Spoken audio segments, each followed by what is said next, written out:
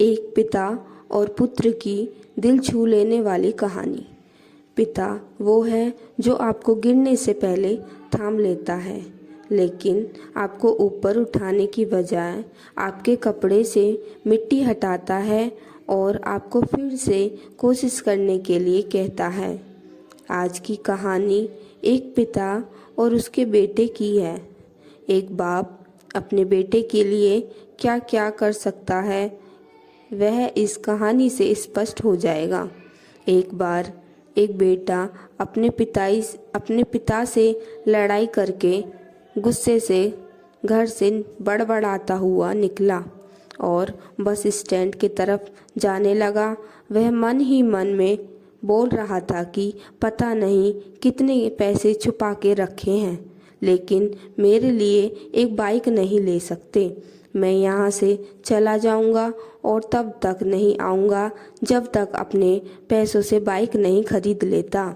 उसे पैरों में कुछ चुभने का एहसास हुआ। नीचे देखा तो उसने पाया कि जल्दबाजी में उसने अपने पापा के जूते पहने हैं। उस जूते में कील उभरी हुई थी जो बार बार उसके पैरों में घाव किए जा रही थी, लेकिन उस समय गुस्सा ज़्यादा था, इसलिए वह आगे बढ़ता चला गया।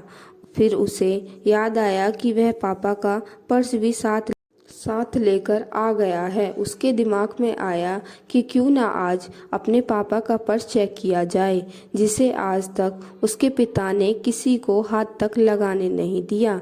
जब उसने अपने पापा के पुराने पर्स को खोला तो उसमें पैसे तो नहीं निकले, लेकिन पैसों की जगह एक डायरी रखी हुई थी। उसने सोचा कि यहाँ पर खजाना छुपा रखा है, जरूर इस डायरी में लिखा होगा कि किससे कितने पैसे लेने हैं या फिर किसको कितने पैसे पिताजी ने दिए हैं।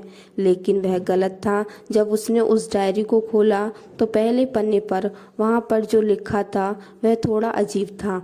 डायरी के पहले पन्ने पर जो लिखा था उसे पढ़ने के बाद उसके चेहरे पर जो हाव भाव थे वह गायब हो चुके थे, क्योंकि डायरी में वैसा कुछ नहीं लिखा था जिसकी उसने उम्मीद की थी, या फिर वो जो भी सोच रहा था। उस डायरी में पैसों का हिसाब लिखा हुआ था जो अलग अलग कामों के लिए अलग अलग पैसों से उधार लिए गए थे। उस सूची में कंप्यूटर के लिए पैसे के लिए हुए थे, जो कि इस प्रकार लिखा हुआ था 50,000 बेटे के कंप्यूटर के लिए। वो वही कंप्यूटर था जिसे वह आज तक इस्तेमाल करता आ रहा है, लेकिन उस बेटे को ये नहीं पता था कि उस कंप्यूटर को खरीदने के लिए पैसे कहाँ से आए थे।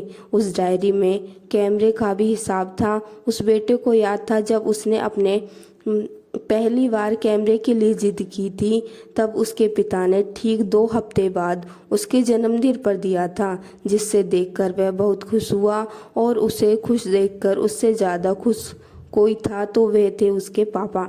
अब उसके बेटे से गुस्सा एकदम गायब हो गया था। जब उसके बेटे ने दूसरा पन्ना पलटा तो उसमें कुछ इच्छा लिखी हुई थी। पहली इच्छा जो थी वह थी अच्छे जूते पहनना। ये बात उसके बेटे को कुछ समझ नहीं आई।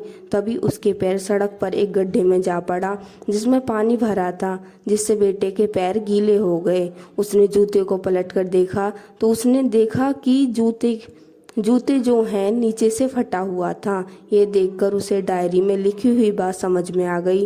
तभी उसे उसके माँ बाप की बात याद आई। माँ हमेशा यह बोलती थी कि अब तो नए जूते ले लो, लेकिन पिता हमेशा बोलते थे कि नहीं, अभी कुछ दिन और चलेंगे ये जूते। कुछ दिन पहले ही तो लिए थे। आज उसे समझ आ रहा था कि कितने दिन और चलेंगे। साथ ही साथ उसे यह भी समझ आ रहा था कि उसके पिता पर्स क्यों छुपाए रखते थे। तभी उस डायरी को पढ़ते पढ़ते वह बस स्टैंड पहुंचा और एक बेंच पर आकर बैठ गया। और अब उस डायरी का आखिरी पन्ना उसने पलटा तो वहाँ कल की तारीख लिखी हुई थी और नीचे लिखा था 50,000 रुपये बाइक के लिए। उस बेटे ने बस इतना पढ़ा और उसका दिमाग एकदम सुनसा हो गया। अब उसके मन में कोई गिला शिकवा नहीं बचा था। आंखों में आंसू आ गए। उसे कुछ समझ नहीं आ रहा था कि वह रो क्यों रहा है। अब वह जल्दी से घर जा रहा था। जूतों में लगी कील अब तक उसके पैरों में घाव कर चुकी थी। उसने तुरंत उस जूते को खोला और फेंक दिया।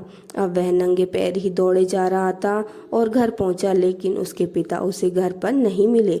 उसे समझ आ गया था कि उसके पिता कहाँ गए होंगे। वह सीधा बाजार की ओर भागा और पता नहीं उसमें इतनी ताकत कहाँ से आ गई थी कि वह भागते हुए थक नहीं रहा था। वह उस बाइक वाले की दुकान पर पहुंचा। उसके पिता वहीं थे। उसने अपने पिता को दौड़कर गले लगा लिया। उसकी आंखों से आंसू रुकने का नाम नहीं ले रहे थे।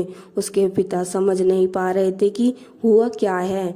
उसने पिता से कहा कि पापा, मुझे मोटर बाइक नहीं चाहिए, आप अपने लिए जूते ले लीजिए।